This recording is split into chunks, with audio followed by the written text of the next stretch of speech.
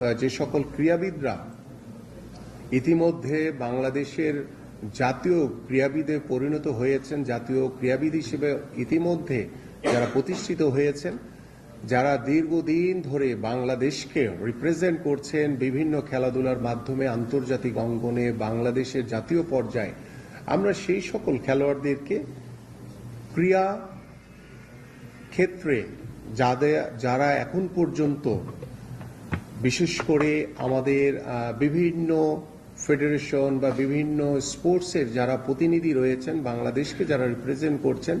আমরা তাদেরকে বেতন কাঠামোর আওতায় এনে তাদেরকে ক্রীড়া ভাতা প্রদান করতে যাচ্ছি এবং তাদেরকে সম্মানিত করার জন্য তাদেরকে আমরা ক্রীড়া কার্ড উপহার দিব এবং তারা রিসেন্টলি আমরা যদি 2025-এর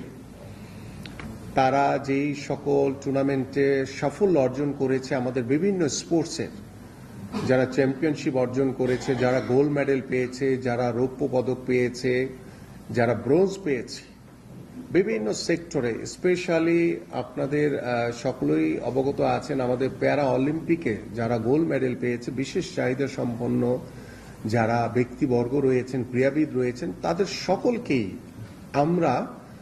বেতন কাঠামোর আওতায় এনে তাদেরকে ক্রীড়া ভাতা প্রদান করতে যাচ্ছি এবং